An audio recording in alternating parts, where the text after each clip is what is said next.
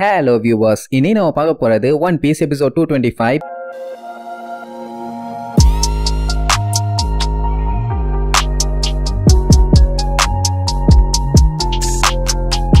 Open பண்ணா யாரோ சைக்கிள்ல வேகமா போயிட்டு இருக்காங்க. அதே நேரம் ஒரு சோல்ஜர் கிட்ட மெரைன் ஆபீசர் அட்மிரல் எங்கன்னு விசாரிச்சுட்டு இருப்பான். அவரோட சைக்கிளும் இங்க இல்ல, அவரும் இங்க இல்லன்னா அவரு கண்டிப்பா கடலுக்கு தான் போயிருப்பாருங்கிற மாதிரி சொல்லுவானா. அங்க சுத்தி ஒரே பரபரப்பு. உடனே அந்த ஆபீசர் உடனே 5 எல்டர்ஸை கான்டாக்ட் பண்ண சொல்லுவான். அதே நேரம் இங்க சைக்கிள்ல போற வைஸ் அட்மிரல் என்னைய மன்னிச்சுக்குங்கோன்னு சொல்லிட்டு தான் அவன் பாட்டுக்கு போவான். இங்க 5 எல்டர்ஸ்க்கு அந்த மேட்டர் தெரிஞ்ச உடனே இவன் ஏன் திருப்பி இப்படியே பண்றான், சைட் சீயிங் பாக்குற நேரமா இது, அவன் என்ன பொசிஷன்ல இருக்கான், எப்படி நடந்துக்கணும்னு கொஞ்சம் கூட புரிஞ்சுக்கவே மாட்டானா. இப்படி எல்லாம் அவனை சும்மா சுத்த விடக்கூடாது மாதிரி சொல்லிட்டு இருப்பாங்க. அவன் அதெல்லாம் கண்டுக்காம அங்க ஜாலியா சைக்கிள் ஓட்டிட்டு அவன் பாட்டுக்கு போவான். பார்த்தா கடலுக்கு நடுவுல போயிட்டு இருக்க மாதிரி இருக்கு. இவன் பேரு தான் அட்மிரல் அவோகேஜி. பேப்பரை படிச்சுக்கிட்டே அவன் பாட்டுக்கு சைக்கிள் ஓட்டிட்டு போறான். அப்ப அவன் எந்த போஸ்ட பார்த்துட்டு போவான்னு பார்த்தா நம்ம லூஃபியோட தான். அப்படியே அங்க கட் பண்ணி நம்மாலையில காட்டுறாங்க. கடல்ல மாட்டிட்டு கந்தரகோலம் ஆயிட்டு இருக்காங்க. அல வேற லெவல்ல இருக்கு. எல்லாம் அதை பார்த்து பயந்துகிட்டு இருந்தா இந்த லூஃபி மட்டும் பேரல் மேல உட்காந்து ஜாலியா சிரிச்சு விளையாண்டுட்டு இருப்பான். கப்பலே கவுந்தா கூட நம்மாலே கவலைப்பட மாட்டான் போல. சாப்பர்லாம் பீதியாவான். ஐயோ அந்த மாதிரி ஏதாச்சும் ஆச்சுன்னா என்ன ஒண்ணு. இப்போதைக்கு இவங்க பாய்மரம் தான் ரொம்ப வீக்கா இருக்கு. அதுவே உடஞ்சு விழுந்தாலும் கப்பல்லாம் முங்காது,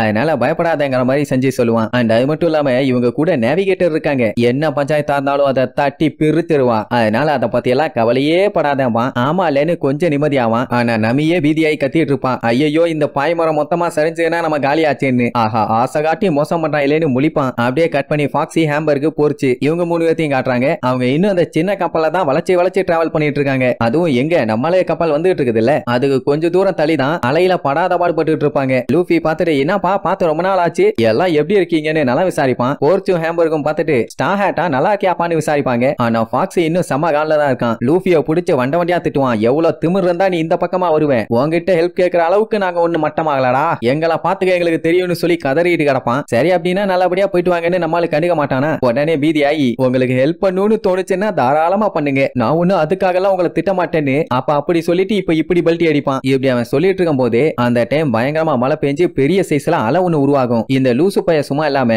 இதெல்லாம் எனக்கு பெரிய விஷயமே இல்ல, இப்ப பாருன்னு அவன் ஸ்லோ பீமை யூஸ் பண்ணி எல்லா அலையுமே அப்படியே ஸ்லோ பண்ணுவானா. ஹேம்பர்க்கும் பொறிச்சு அவனை பிடிச்சி வண்டியா திட்டுவாங்க. வந்த அலைய அப்படியே வந்திருந்தா கூட பரவாயில்ல, சின்ன அலையா தான் போயிருக்கும். ஆனா அந்த லூசு பைய ஸ்லோ பண்றங்கிற பேர்ல அந்த அலைய இன்னும் பெரிய சைஸ்ல மாத்தி விட்டுருவான். நமி பார்த்த உடனே சொல்லிடுவான் இந்த சைஸுக்கு அலை வந்துச்சுன்னா சின்ன போட்டாலெல்லாம் தாங்க முடியாதுன்னு. அப்படின்னா நமக்கு பஞ்சாயத்தானு கேட்டுட்டு இருப்பாங்க. அந்த டைம் லூஃபி காய்ஸ் இத புடிங்கன்னு சொல்லி அவன் கப்பல்ல இருக்க ரோப்ப அவங்க கப்பலுக்கு நீட்டுனா அவங்க இவன் கைய பிடிச்சுக்குவாங்க. அட லூசு முட்டா பல்லுகளா, ரோப்ப புடிங்கன்னா என்னைய பிடிச்சிட்டு இருக்கீங்கன்னு சொல்லிட்டு இருக்கும் போதே லூஃபி ஃப்ளையிங்ல போயிருப்பான். நல்ல வேளை உசோப்பு மத்தவங்க எல்லாம் பிடிச்சி இழுத்ததுனால வெயிட் இந்த பக்கம் அதிகமாகி 3 பேர் அப்படியே ஸ்வைன்னு பரியேந்து வருவாங்க. இவங்க அப்படி வந்த அடுத்த செகண்ட் அவங்க இருந்த அந்த சின்ன கப்பல் மேல பெரிய சைஸ் அலை வந்து விழுந்து கப்பல்லாம் சல்லியா கண்டமாயிரும். அவங்க அதை பார்த்துட்டு செமையா பீதி ஆயிருவாங்க. ஆஹா நம்ம சிக்கி இருந்தோம்னா நம்ம நிலைமையும் இதான்னு. அப்புறம் என்ன டவெல்லாம் கொடுத்து கூப்பிட்டு உள்ள உட்கார வைப்பாங்க. ஆனா அந்த ஃபாக்ஸிக்கு இன்னும் அசிங்கமா தான் இருக்கு. ஏன்னா 500 சபார்டினேட் இவனை விட்டு போயிட்டாங்க. அண்ட் இப்ப இவங்கிட்ட ஒரு சின்ன கப்பல் கூட இல்ல. கடைசியில ஒரு சில்வர் ஃபாக்ஸியோட நிலைமை இப்படியா, ஓ மை கடவுளே அப்படி இப்படின்னு சொல்லி பயங்கரமா ஃபீல் பண்ணுவான். இவன் ஃபீல் பண்றத பார்த்துட்டு அவன் மொத்த டீமுமே ஃபீல் பண்ணுவாங்க.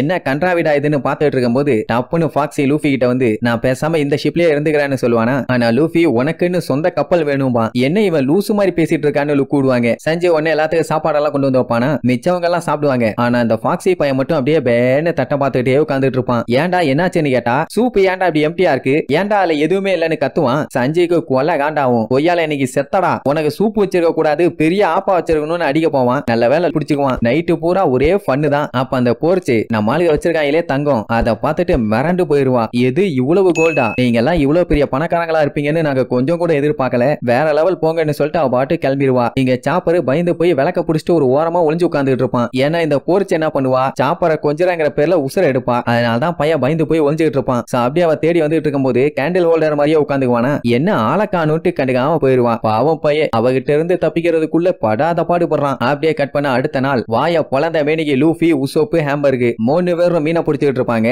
ஆமா எங்க பாஸ் எங்கன்னு கேட்பான். அந்த லூசு பையன் நான் எதுக்கு மீனை பிடிக்கணும், நான் இந்த ஷிப்போட கெஸ்ட், அதெல்லாம் பண்ண முடியாது, அதான் கண்ணு முன்னாடியே பழம்லாம் நிறைஞ்சிருக்கு, அதை சாப்பிட்டா போதாதான்னு அந்த டேஞ்சரின் பழத்தை பறிக்கிறேன்னு நமியோட மண்டைய பிடிச்சி இழுத்துருவான். ஏன்னா ரெண்டுமே ஒரே கலர்ல தானே இருக்குது. அவ தூக்கி போட்டு தொண்டையிலேயே மிதின்னு மிதிச்சு அவனை ஒரு வழி ஃபைட் பண்ணிடுவா. இப்படி இங்க ஒரே ஃபன்னா போயிட்டு இருக்கும்போது ஆப்போசிட்ல ஒரு பெரிய கப்பல், அதுதான் இவங்களோட கப்பல். உடனே அவங்களுக்கு சந்தோஷம் தாங்க முடியல. வாங்க வாங்க நான் அவங்கள கூப்பிட்டு ஒரு வழியா அவங்க கப்பலையே ஏத்தி விட்டாச்சு. இப்போ ரோபின் போய் கூப்பிடுவாளா? அவன் கேட்ட வார்த்தை, அவங்க எல்லாம் போயிட்டாங்களா சொல்லுங்க, அப்பதான் நான் நிம்மதியா வெளியே வருவேன்மா. அவங்க கப்பலுக்கு போயிட்டாங்க, எந்த ஒரு பஞ்சாயத்தும் இல்லன்னு தான் நிம்மதியாவான். இங்க இவங்க 3 பேரும் அவங்க சொந்த கப்பலுக்கே போன உடனே ஒரே ஆனந்த கண்ணீர். என்ன எல்லாத்த விட்டும் செப்பரேட்டா பிரிஞ்சுட்டாங்கல்ல. ஆனா அந்த ஃபாக்ஸியோட பில்டப் குறையற மாதிரி இல்ல. நீங்க எல்லாரும் ஃபாக்ஸி பைரட்ல வந்து உடனே ஜாயின் பண்ணிக்கீங்கன்னு சொன்ன உடனே எல்லாம் தேம்பி தேம்பி அழுவானுங்க.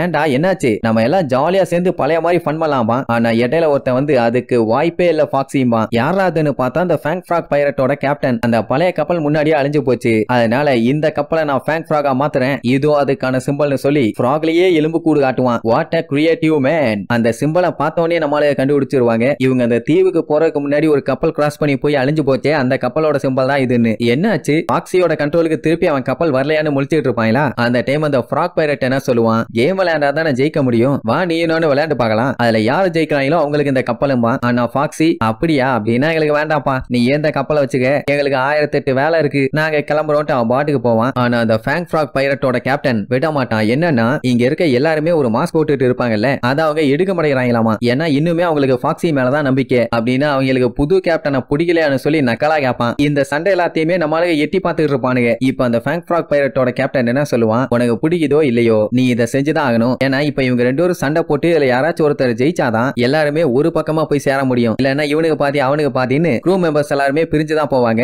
அதனால ஒழுங்கா என்கிட்ட வந்து ஃபைட் பண்ணு சில்வர் ஃபாக்ஸ் ஃபாக்ஸிம்பா. உடனே அவன் டெரரா ஒரு லுக் அவுட், ஏன்டா லூசு பையல உன்னால நீ ஜெயிக்க முடியுமா நீ கேப்பான். நம்மளுக்கு ஒரே ஆர்வம், ஒருவேளை அவன் ஃபைட் அக்செப்ட் பண்ண போறானு. லூஃபி மேல இருந்து பார்த்துட்டு இந்த மேட்டரை மத்தவங்க எல்லாத்துக்கிட்டையுமே சொல்லிட்டு இருப்பான். என்ன ஆனாலும் சரி நீங்க கவலையே படாதீங்க, இப்ப போட போற சண்டையில நான் மட்டும் ஜெயிச்சிட்டேன்னா அவனோட கப்பலையே சபார்டினேட்ஸையும் திருப்பி என்கிட்டயே ஒப்படைச்சிருவான். ஒப்படைச்சுதான் ஆகணும். நான் ஃபாக்ஸி பைரட் ஃபேங்க் ஃப்ராக் பைரட்ஸ் கூட போட்டி போட தயார். அதுவும் டேவி பேக் ஃபைட். இதுல யாரு கேப்டன் யாரு டூப்ளிகேட்னு நான் நிரூபிச்சு காட்டுறேன்னு கண்ண மேல காமிச்ச போஸோட அப்படியே டெரரா நிக்கிறதோட சரி அப்படின்னா நீயும் நானும் ஒத்த கொத்த நின்னு சண்டை போடலாம், உனக்கு ஓகேன்னா எனக்கும் ஓகே நீருவான். இங்க நம்மளுக்கெல்லாம் பயங்கர ஆர்வம், வேற லெவல்ல சண்டை போட போறாங்கன்னு மட்டும் தெரிஞ்சு போச்சு. உடனே இந்த ஃபாக்ஸி என்ன பண்ணுவான்? அவனோட ஸ்லோ பீமை யூஸ் பண்ணி அட்டாக் பண்ணுவானா? அவனுங்க இடையில கத்திய கொண்டு வந்து நீட்டுவானுங்க. அப்படியே அந்த பீம் அவனுக்கே ரிவர்ஸ் ஆயிரும். அவன் கூடவே இருந்த உடனே அவனோட வீக்னஸ் என்னன்னு நல்லாவே தெரிஞ்சிருக்கு. இத பார்த்துட்டு நம்மளுக்கெல்லாம் வாய பொளந்துருவாங்க. ஏன்னா இந்த ஒரு விஷயத்தை இவங்க எதிர்பார்க்கவே இல்ல. அப்புறம் என்ன அவனை விடாதீங்க பொளந்து கட்டுங்கன்னு சொல்லி ஆர்டர் போடுவான். உடனே மூஞ்சா வச்சு கும்முன்னு கும்மி எடுப்பானுங்க. உன்னோட பீமை உனக்கே திருப்பி விட்டு வச்சான் பாத்தியா பேங்கு,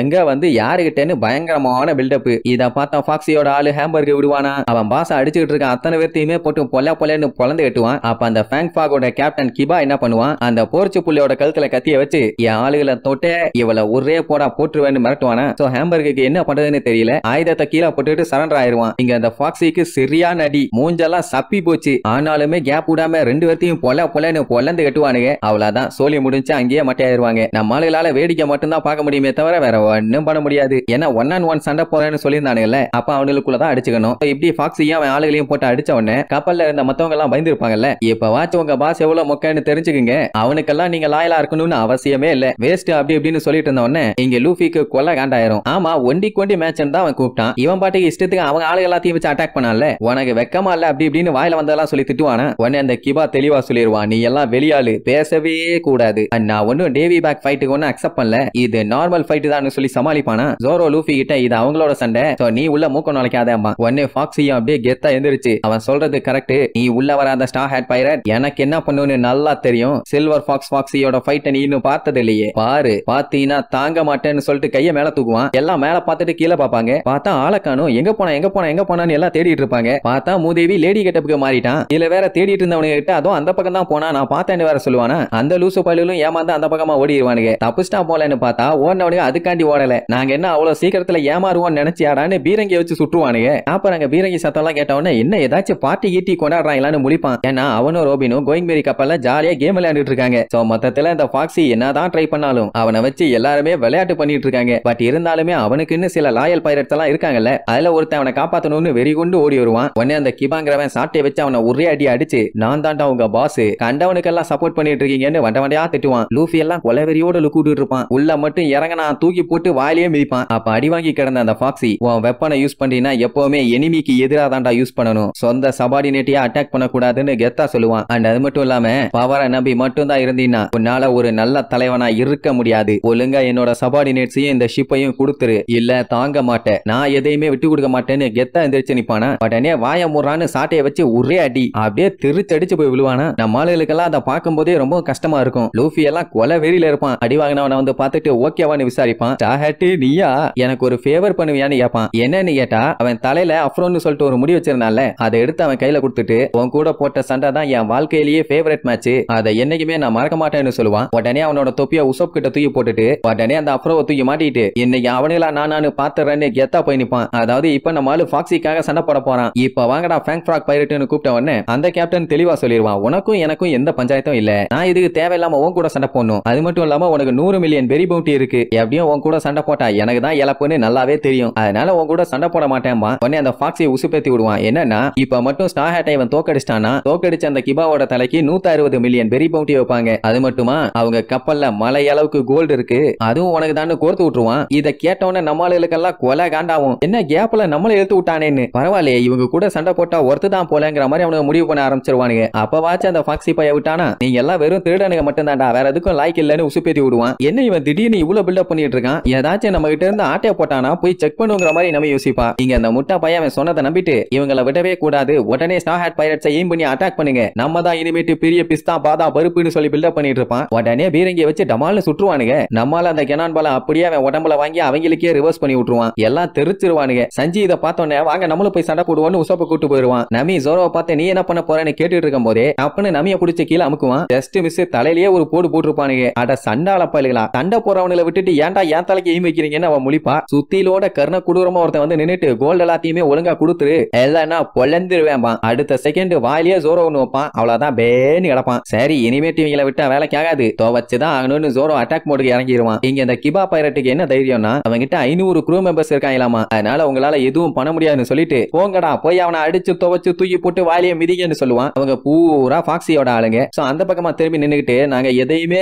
கேட்கல நீர்வானுங்க. லூஃபி என்னப்பா கேட்கல போல, சரி உன்னைய வச்சு செஞ்சிடறேன்பானா. ஆனாலும் அந்த கிபா அப்படியா கொஞ்சம் பின்னாடி பாரும்பா. பின்னாடி என்னன்னு திரும்பி பாக்குற அந்த கேப்ல ஆள உர்றா சாமின்னு சொல்லி 90ல ஓடிடுவான். டேய் எங்க ஓடுற, ஓடாத, உன் வாலியே நான் மிதிக்காம விட மாட்டேன்னு பின்னாடியே வெட்டிட்டு போவான். உடனே அந்த ஃபாக்ஸி எப்படா என்னோட பிரதர் போடுறா ஃபேங்க் ஃப்ராக், அவனை என்ன தவிர வேற யாராலையும் டிஃபீட் பண்ண முடியாது, அதனால ஒழுங்கா ஓடிடுன்னு சொல்லிட்டு லூசுத்தனமா பில்டப் பண்ணிட்டு இருப்பான். நமி இங்க ஓரமா உட்காந்துக்கிட்டு டேய் அவனுக்கு எவனையுமே கொன்னு தொலைஞ்சிடாதீங்க, அந்த அளவுக்கு அவனுக்கு ஒண்ணு பெரிய ஆளுங்கலாம் இல்ல, டம்மி பீஸுங்கம்பா. அந்த டைம் ஒருத்தன் ஜோரோவை கத்திய வச்சு வெட்ட போவானா, அவன் என்னென்னமோ வித்தியெல்லாம் காமிச்சு அந்த கத்திய 2 கையை வச்சு புடிக்க போவான். அப்ப நம்ம சஞ்சி பின்னாடி வந்து ஒரே மிதி, அந்த கத்தியோட ஹேண்டில் ஜோரோவோட மண்டையில வந்து டங்குன்னு அடிக்கும். ஏன்டா ஏன்டா சமையல்காரா இப்படி பண்ணேன்னு கேட்டா, டேய் நமிய கீழே தள்ளி விட்டீலடா அதான் இப்படி பண்ணேமா, அட மூதேவி அவளை காப்பாத்தாதான்டா அப்படி பண்ணேன்னு சொன்னா அதெல்லாம் எனக்கு தெரியாது, எப்படி நீ அவளை கீழே தள்ளி விடலாம், இதனால அவளுக்கு அடிபட்டுச்சு, உனக்கு அறிவில்லையான்னு அவனுக்கு 2 பேரும் சண்டை போட்டுட்டு இருப்பானுங்க. அதை பார்த்த ஆப்பனன்ட் ஆளு என்ன இவனுங்க லூசுத்தனமா சண்டை போட்டுட்டு இருக்கானுங்க, இந்த கேப்ல இவனுங்க சோழிய முடிச்சலான்னு ஓங்கி வெட்ட வருவானா.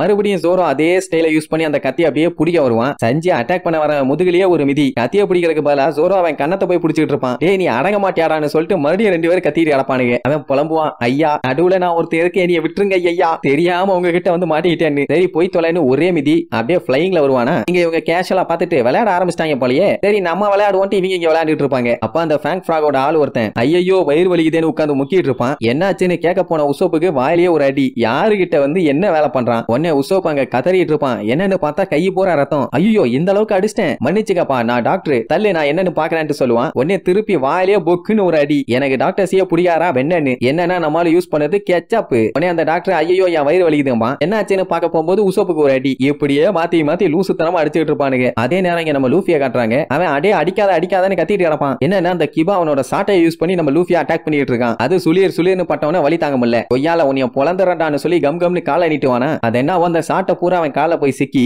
அவ்வளவுதான் லூஃபியை தடுக்க வச்சிருந்த ஒரே ஆயுதத்தையும் மிஸ் பண்ணிட்டான். ஆஹா இனி நம்மள பொளந்துருவானு 90 மைல் வேகத்துல ஓடுவான். லூஃபி கம் பிஸ்டல்னு சொல்லி ஓங்கி ஒரே குத்து, அவ்வளவுதான் சாதாரண அடி இல்ல மரண அடி. உடனே அந்த ஃபாக்ஸி பைரட்ஸ் எல்லாத்துக்குமே செம ஹாப்பி, கத்திட்டு அடப்பானுங்க. அப்ப என்ன லூஃபியை வந்து பாராட்டி தள்ளுவான், நீ எப்பவுமே சூப்பர் லூஃபி வேற லெவல் பண்ணிட்டேன்னு. அதுக்கப்புறம் தேங்க்யூ எல்லாம் சொல்லுவானா. லூஃபி இருந்துகிட்டு நம்ம எல்லாம் ஃப்ரெண்ட்ஸுங்க எதுக்கு தேங்க்ஸ் எல்லாம் சரின்னு ஷேக் ஹேண்ட்ஸ்க்காக அவன் கை நீட்டுவானா. லூஃபியும் கை நீட்ட போவான். பார்த்தா திடீர்னு கையை மூஞ்சுக்கு நேரா நீட்டி ஸ்லோ பீமை யூஸ் பண்ணிடுவான். நம்ம ஆளுங்க எல்லாத்துக்குமே பீதி. ஆனா அவனுக்கு ஆளுங்க எல்லாம் சூப்பர் பாஸ் வேற லெவல்ல பண்ணிட்டீங்கன்னு பாராட்டி தள்ளுவானுங்க. ஒருச்செல்லாம் இதுதான் நம்ம பாஸ் மறுபடியும் வந்துட்டாருன்னு பில்டப்பா பண்ணுவா. என்னடான்னு கேட்டா இவரு சில்வர் ஃபாக்ஸ் ஃபாக்ஸியாமா 160 மில்லியன் பெரி பவுண்டி இருக்க உங்க 2 பேத்தையும் நான் விடுவேனா, என் ஷிப்புக்கு வந்தவனே உங்க லக்கெல்லாம் போயிருச்சுடா, அந்த பெரி பவுண்டியை சேர்த்தி உங்ககிட்ட இருக்க கோல்டையும் ஆட்டை போட பண்ண போறேன்னு சொல்லி கீழ இருக்க டோர் ஓபன் பண்ணி நம்மால கூண்டுக்குள்ள அடிக்க கீழே அனுப்பிட்டு இருப்பான். ஸ்லோ மோஷன்ல தானே போவாங்க. அட முட்டா பையல இவனுக்காடா ஹெல்ப் பண்ணேன்னு லூஃபியை நம்மால பச்சை பச்சையா திட்டிட்டு உள்ள போவாங்க. அப்படி விழுந்த உடனே பில்டப் ஃபாக்ஸி பைரட்னா யாரு என்னன்னு காட்டுறேன், அவங்க தான் எப்பவுமே ஸ்ட்ராங்கஸ்ட் பைரட்னு சொல்லிட்டு பயங்கரமா பில்டப் பண்ணுவான். இங்க நம்மாளுங்க ஐயோ